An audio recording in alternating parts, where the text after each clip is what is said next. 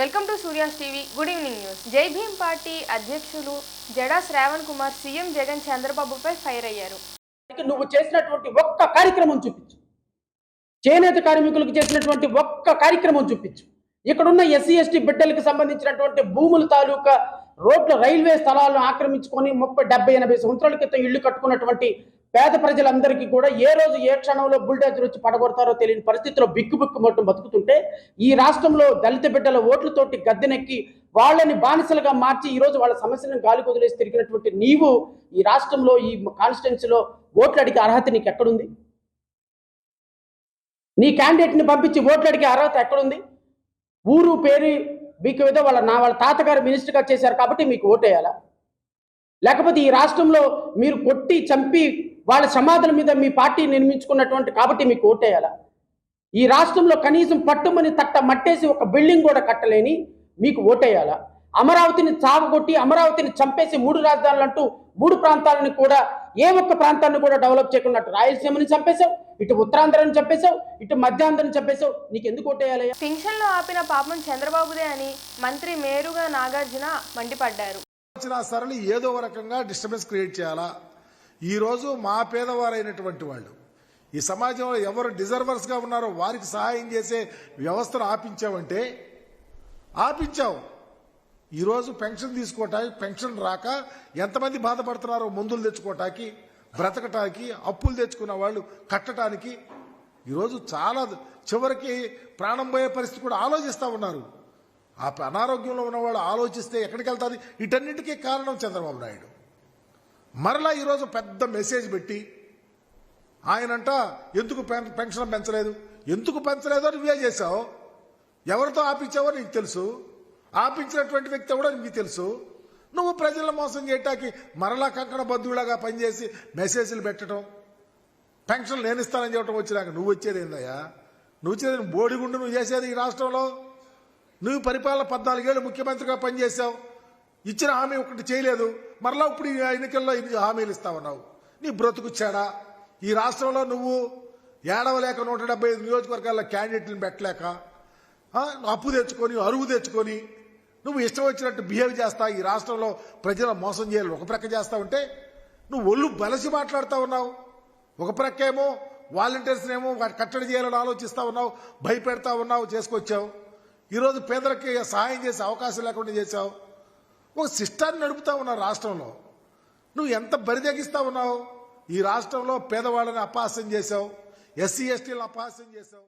నందిగామలో Mondithoka brothers ఓడిపోతున్న భయంతో TDP కార్యకర్తలపై దాడులు చేస్తున్నారని కేశినేని చిన్ని మండిపడ్డారు. మొదలు ఒక్కరి గుర్తుంచుకో జగన్మోహన్ రావు, నీ యొక్క దౌర్జన్యాలు ఆపాలి. ఇంకా వాళ్ళ మేము తిరగబడతాం కార్యకర్తల నాయకులు. మీకు వాళ్ళ పోలీసు వారికి కూడా ఒకటే చెప్తున్నాను, కేసు రిజిస్టర్ చేయకుండా అందులో 307 కేసు పెట్టకుండా పిచ్చి పిచ్చి సెక్షన్లన్నీ పెట్టి, అంతేకాకుండా ఎదురు కేసు అంటే మా కార్యకర్తల మీదే ఎదురు కేసు ఒక ఎస్సీ ఎస్టీ కేసు పెడతామని మీరు ప్రయత్నిస్తున్నారని తెలిసింది. మీరు ఇటువంటి ప్రయత్నాలు మానుకోవాలని చెప్తున్న పోలీసు వారు ఇప్పటి వరకు మీరు ఎట్లా బిహేవ్ చేసినా మేము సహించాం. ఇవాళ మీరు కనుక ఇటువంటి కేసులు కనుక పెట్టే ప్రయత్నం చేస్తే మేము తిరగబడతామని కూడా చెప్తున్నాం. అంతేకాకుండా ఇవాళ ఎలక్షన్ కమిషన్ వారి రేపు తీసుకెళ్లబోతున్నాం. ముందుగా పోలీస్ కమిషనర్ వారి దృష్టికి తీసుకెళ్తాం. ఎందుకంటే సీసీటీవీ ఫుటేజ్ క్లియర్ గా ఉంది. పోలీసులు ఆ సీసీటీవీ ఫుటేజ్ చూసి ఏదైనా చేయొచ్చు. అంతేగాని ఎక్కడ దాడి చేసిన 15 మంది వ్యక్తులుంటే ఒక 2 దాడి చేస్తే ఎదురు కేసులు పెడతారా? ఇంకా జగన్మోహన్ రెడ్డికి తొత్తుల్లాగా వ్యవహరిస్తున్నారా పోలీసు వారు? మీరు మారాలి. మీరు చాలా మంది మారారు. ఇంకా తొత్తుల్లాగా వ్యవహరించే అధికారులు మీకు రేపు ఎలక్షన్ కమిషన్ ముందు మీరు శిక్ష అనుభవిస్తాం. మేము రేపు ఎలక్షన్ కమిషన్ వారికి తీసుకెళ్తున్నాం. వాళ్ళ సీసీ ఫుటేజ్ చూసి ఎవరు ఎటువంటి కేసులు పెట్టాలి, అందులో 307 బుక్ చేయాలని అడుగుతున్నాం. దొంగ కేసులు పెట్టద్దు. మా కార్యకర్తల స్థానాన్ని మీకు హెచ్చరిస్తున్నాం. తప్పకుండా యాక్షన్ వాళ్ళని సీసీ ఫుటేజ్ పరిశీలించి తప్పకుండా యాక్షన్ తీసుకుంటారని అనుకుంటున్నాం.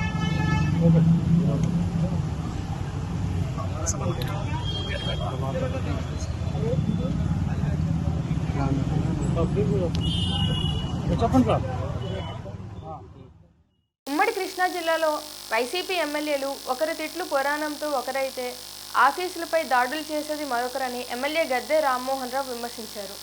జిల్లా అలాంటి జిల్లాకి 5 సంవత్సరాల్లో జగన్మోహన్ రెడ్డి గారి నాయకత్వంలో ఈ జిల్లాలో ఉన్న వైఎస్ఆర్సీపీ పార్టీ నాయకులు వాళ్ళ యొక్క భాషా తీరు తిట్లు పురాణంతో ఒక వ్యక్తి అయితే, ఆడవాళ్ళని కించపరిచేది మరొక వ్యక్తి అయితే, పార్టీ ఆఫీస్ మీద దాడి చేసే ఇంకో వ్యక్తి అయితే, ఇలాంటి వ్యక్తుల వలన దిగజారిపోయిన ఈ యొక్క కృష్ణా జిల్లా ప్రతిష్టని మన పునర్నిర్మాణం చేసుకోవడానికి ప్రజలందరూ కూడా సిద్ధమయ్యారు అని చెప్పడానికి ఈ రోజున ఇక్కడ జరిగిన ఈ కార్యక్రమం. అనేక మంది మహిళా సోదరిమణులు, అనేక మంది పెద్దలు ఇచ్చేసి ఇవాళ మా అందరికీ కూడా సంఘీభావం తెలియజెప్పడం కాకుండా చంద్రబాబు గారు పడుతున్న కష్టానికి మేమందరం కూడా ఒక సైనికుల్లాగా పనిచేస్తామని చెప్పే విధంలో ఇక్కడ ఉన్నారు. అంటే ఇవాళ ఈ జిల్లా ప్రతిష్టను కాపాడుకోవడానికి వాళ్ళు ఎంత కృతనిశ్చయంతో ఉన్నారో అర్థమవుతోంది. ఏది ఏమైనా కూడా ఇవాళ ఇక్కడ ఈ జిల్లాలో వైఎస్ఆర్సీపీ పార్టీ నాయకులకి డిపాజిట్లు కొల్లగొట్టే విధంగా ఇక్కడ ఎన్నికలు జరగబోతా ఉందని చెప్పి ప్రజల నుంచి వస్తున్న వాగ్దానాలు వాటన్నిటి కూడా నిలుపుకునే విధంగా మేమందరం కలిసికట్టుగా పార్టీ అంతా ఒకే మాట, తెలుగుదేశం పార్టీ, భారతీయ జనతా పార్టీ, జన సైనికులు, అదేవిధంగా లోక్ సత్తా పార్టీ అన్ని పార్టీలని కలుపుకొని అందరూ కూడా ఉమ్మడి అభ్యర్థులకి గెలిపించే విధంగా ప్రతి ఒక్కరు కూడా ముందుకు వెళ్తామని చెప్పి దృఢంగా మాకు ధైర్యం చెప్పి ముందుకు నడిపిస్తా ఉన్నారు. వీళ్ళందరికీ కూడా ఈ కాలంలో ఏర్పాటు చేసిన ఈ యొక్క ఆత్మీయ సమావేశానికి ఏర్పాటు చేసిన నిర్వాహకులందరూ కూడా మనస్ఫూర్తిగా మా యొక్క కృతజ్ఞతలు తెలియజేస్తూ పవన్ లోకేష్లపై మాజీ మంత్రి వెల్లంపల్లి శ్రీనివాసరావు తీవ్ర స్థాయిలో మండిపడ్డారు. తెలుగుదేశం వాళ్ళకి పథకాలు ఇస్తావా? అసలు నువ్వు అధికారంలో వచ్చేది కళ. అసలు నీకు అధికారం అనేది నువ్వు మంగళగిరిలో గెలలేవు, మీరు అధికారంలో వచ్చే పరిస్థితి లేదు. అధికారం రాకముందు నువ్వు బెదిరిస్తే పొరపాటును కనుక ఏదైనా జరిగితే ఈ రాష్ట్రంలో ప్రజలు బాగుంటారా? ఇటువంటి నాయకులు రాజకీయ నాయకులుగా పనిచేస్తారా? నారా లోకేష్ నువ్వు చెప్పాలి. నువ్వు నీ స్పీచెస్ విన్నా నేను, దుర్మార్గంగా మాట్లాడుతున్నావు. ఈ రాష్ట్రానికి పనికిమాలిన వ్యక్తి నువ్వు, ఒక లగేజీ లాంటివి. ఈ రాష్ట్రంలో నారా లోకేష్తో పని లేదు. దానికి ఒత్తాసగా పవన్ కళ్యాణ్ గారు ఫస్ట్ 24 సీట్లు అన్నాడు. అదేదో గాయత్రి మంత్రం కూడా చెప్పాడు. గాయత్రి మంత్రం 24 సీట్లు అన్నాడు. మళ్ళీ 21 సీట్లు అన్నాడు. అది కూడా నాకు కలిసి వచ్చినా ఇంకని చెప్పన్నాడు. మళ్ళీ ఈరోజు దాంట్లో కూడా తెలుగుదేశం వాళ్ళని జాయిన్ చేసుకోవడం, సీట్ ఇవ్వడం. అసలు ఎందుకు తెలుగుదేశం జాయిన్ చేసుకోవడం దానికి సీట్ నువ్వు ఇవ్వడం దానికి వాళ్ళు తెలుగుదేశంలో పోటీ చేయొచ్చుగా? ఏమన్నా తేడా ఉందా? నేను అవనగడ్డ నుంచి జాయిన్ అయ్యారు, మరి ఆయన టికెట్ తెలుగుదేశంలో ఇలా జాయిన్ అయ్యాడు, తెలుగుదేశం జనసేన జాయిన్ టికెట్ ఇస్తాడట. మరి అటువంటి వ్యక్తులు టికెట్ ఇచ్చేడితే అసలు తెలుగుదేశం జనసేనకి తేడా ఏముంది? అంటే జనసేన కార్యకర్తల నాయకుల్ని మాయమాటలు చెప్పి మభ్య పెడతానుక వాళ్ళు తెలియదు అనుకున్నారా? మీరు చేసే పనులన్నీ కూడా అన్నీ గమనిస్తున్నారు. నిన్ను ఎక్కడ పెట్టాలో అక్కడ పెడతారు. నువ్వు పెట్టాపురానికి వెళ్ళి ఇంతకుముందు భీమవరం గాజువాక నా సొంత ఊళ్ళు, నేను ఇక్కడ ఇల్లు కట్టించుకుంటాను, ఇక్కడే ఉంటా అని చెప్పావు. తిరుపతిలో మాట అదే మాట చెప్పావు. ఏలూరులో కూడా చెప్పాడు నీ ఇల్లు ఇక్కడే కొనుక్కొని ఇక్కడే కట్టుకుంటా అని చెప్పని. మళ్ళీ ఈరోజు పెట్టాపురంలో చెప్తున్నాడు. ఎన్ని చోట్లగా ఇల్లు కట్టావు నువ్వు ఇంతవరకు? ఎన్ని చోట్ల ఇల్లు స్థలాలు కొని ఇల్లు కట్టావు చెప్పు నువ్వు? ఒక మాట మీద నిలబడి పవన్ కళ్యాణ్ గారు గతంలో ఏలూరు వెళ్ళి నేను ఇక్కడే ఇల్లు కట్టుకుంటా అని చెప్పావు, చెప్పలేదా? భీమవరంలో ఇల్లు కట్టుకుంటా అని చెప్పావు, చెప్పలేదా? సుజనా చౌదరి లాంటి వ్యక్తి గెలిస్తే ప్రజలు సమస్యలు వస్తే ఢిల్లీకి వెళ్లాలని విజయవాడ మేయర్ రాయన భాగ్యలక్ష్మి అన్నారు. అలాంటి వ్యక్తులను ఓడించాలని పిలుపునిచ్చారు. ఇబ్బందులు కానీ వాళ్ళ కష్టం కానీ ఏది తెలియని వ్యక్తులు ఈరోజు వచ్చి ఇక్కడ పోటీ చేస్తే రేపు పొద్దున్న ఏదైనా జరగరానిది పొరపాటున వాళ్ళు గెలిచినా ఇక్కడ ఉన్న ప్రజలందరూ ఢిల్లీ వెళ్ళి ఆ ఒక ఎమ్మెల్యేని కలవాల్సిన అవసరం అన్నది ఆవశ్యకత అన్నది ఏర్పడుతుంది. కాబట్టి ప్రజలు ఒకసారి గమనించాలి, మనకు అందుబాటులో ఎవరుంటారు, జగనన్న పాలన వల్ల మనం ఎంత లబ్ధి పొందాము, మన పిల్లల భవిష్యత్తు ఎలా ఉంది. ఈరోజు ఆరోగ్య కేంద్రాలు, ముఖ్యమంత్రి ఆరోగ్య కేంద్రాల నుంచి ఆరోగ్యశ్రీ వరకు ప్రతి ఒక్కటి మనకి పిల్లల చదువులు కానీ, ఆరోగ్యానికి కానీ, సొంతింటి కళ కానీ, సంక్షేమ పథకాలు కానీ, కొండ ప్రాంతాల అభివృద్ధి కానీ, దిగువ ప్రాంతాల అభివృద్ధి కానీ ఏ రకంగా జరుగుతుంది. గత 5 ఏళ్ల కాలంలో ఎందుకు ఈ పరిపాలన కుంటుపడింది చంద్రబాబు నాయుడు పాలనలో? ఇప్పుడు ఎందుకు ఇన్ని లక్షల కోట్లు ప్రజలకు ఇవ్వగలిగింది? ఆనాడు ఎందుకు చంద్రబాబు నాయుడు ఒక్కరికి ఒక్క పథకాన్ని కూడా అందించలేకపోయాడు అన్నది ప్రజలు గుర్తించాలి, గమనించాలి. పెద్దల పాలన వాళ్ళ జోబీల్లోకి వెళ్ళడానికి మాత్రమే డబ్బులు సరిపోవు. అలాంటిది ప్రజలు అవసరాలను ఎలా గమనిస్తారు వాళ్ళు? అందుకనే ఒకసారి ఆలోచించండి. జగనన్న పాలన కంపల్సరీ రావాలి అంటే ఇక్కడ మనం షేక్ ఆసిఫ్ గారిని అత్యధిక మెజారిటీతోటి మనమందరం గెలిపించుకునే ఆవశ్యకత మనకెంతైనా ఉంది. అలాగే ఎంపీ కేసినేని నాని గారిని కూడా మనం గెలిపించుకోవాలి. మనకి ఇంకా విజయవాడ నగరానికి ఫ్లైఓవర్లు పడాల్సి ఉంది. అలాగే పలు కేంద్రంతో పలు నిధులు తెచ్చే ఆవశ్యకత కూడా ఉంది కాబట్టి అది కేసినేని నాని గారు గతంలో 2 పర్యాయాలు గెలిచి ఎలాంటి మచ్చ లేని ఒక నాయకుడిగా విజయవాడ నగరానికి ఎన్నో ప్రాజెక్టులు తెచ్చిన వ్యక్తి ఆయన. అలాగే రాబోయే కాలంలోన వైఎస్ఆర్సీపీ పార్టీలో జగనన్న పాలనలో ఎంపీ గారు కూడా చక్కని పరిపాలన విజయవాడ నగరానికి అందజేస్తారు కాబట్టి పోతిన మహేష్కు జనసేన తరపున పశ్చిమ నియోజకవర్గం సీటు కేటాయించాలని కోరుతూ విజయవాడ ప్రజర్పేటలో సంతకాల సేకరణ కార్యక్రమాన్ని నిర్వహించారు. మా కూటమి నాయకులు అయితే మా ఆవేదన మా బాధ ఏంటంటే మా పశ్చిమ నియోజకవర్గ ప్రజల తరపున పోతిన మహేష్ గారు పార్టీ ఆవిర్భావం నుంచి కూడా పార్టీ కార్యక్రమాల్లో పాల్గొంటూ చురుగ్గా పాల్గొంటూ ఎన్నో సేవా కార్యక్రమాలు చేస్తూ ప్రజలకు నిత్యం అందుబాటులో ఉంటూ ముస్లిం మైనారిటీ దళిత బీసీ వర్గాలందరికీ కూడా తనదైన శైలిలో సేవ చేస్తూ మరి ప్రజల మన్ననలో పొందినటువంటి వ్యక్తి. మరి అటువంటి వ్యక్తిని కాదని మరి ఈ రోజున ఎవరో ఢిల్లీ నుంచి తీసుకొచ్చి ఇక్కడ ప్రజల మీద అలాంటి వ్యక్తుల్ని రుద్దితే అది ఎంతవరకు సమంజసం అనేది పశ్చిమ నియోజకవర్గ ప్రజల తరఫున మా పార్టీ తరఫున నేను మాట్లాడుతున్న విషయం. ఇంకొకటి ఏంటంటే ఇప్పుడు జనసేన పార్టీలో లేనటువంటి జనసేన పార్టీలో పని చేయనటువంటి వ్యక్తులకి తీసుకొచ్చి అప్పటికప్పుడు తీసుకొచ్చి కండువా మార్చేసి సీట్లు ఇస్తున్నారు. ఇది సరైన పద్ధతి కాదు. పార్టీ సిద్ధాంతం ఇది కానే కాదు. ఒకసారి పెద్దలు గుర్తించాలి. ఇప్పుడు ఆ పరిస్థితి వస్తే అదే కరెక్ట్ అనుకుంటే పెద్దలు పార్టీ పెద్దలకే నేను చెప్తున్నా అదే కరెక్టు ఆ పద్ధతే మేము అవలంబిస్తాం అనుకుంటే పశ్చిమ నియోజకవర్గంలో కూడా ఇవ్వచ్చు కదా. బీజేపీ క్యాండిడేట్గా ఈ కండువా మార్చేసి ఇదే మహేష్ గారికి చెప్పొచ్చు కదా.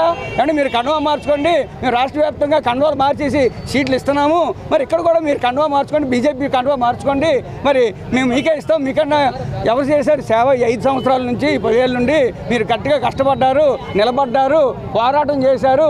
ప్రతిపక్షంలో మేము చేయని పోరాటం కూడా మీరు చేశారు.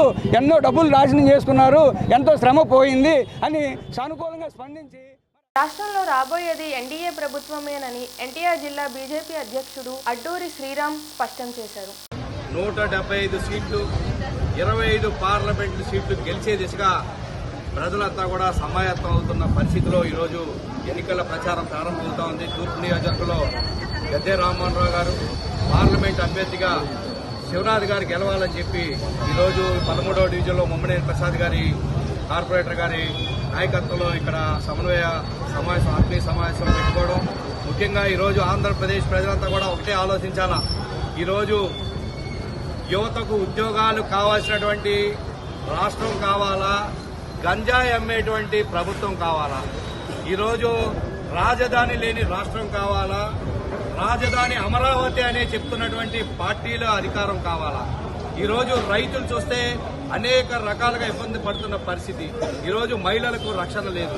ఇలా అన్ని రకాలుగా 5 సంవత్సరాల కాలంలో భ్రష్టు పట్టించినటువంటి అవినీతి అక్రమాలు లక్ష్యంగా దాచుకునే లక్ష్యంగా జగన్మోహన్ రెడ్డి గారు ప్రయత్నించినటువంటి పరిపాలన చూశాం. రేపు రాబోయే రోజుల్లో ఎన్నికల్లో తప్పకుండా 3 పార్టీల కలయికను ఆశీర్వదించి ప్రజలంతా కూడా గద్దెనెక్కించి ఆంధ్రప్రదేశ్ అభివృద్ధి కోసం 3 పార్టీలు సంయుక్తంగా పనిచేసే దిశగా మీరందరూ ఆశీర్వదించాలని చెప్పి కూడా మీడియా మిత్రుల ద్వారా కోరుతాం. ఈ వార్తలు ఇంతటితో సమాప్తం.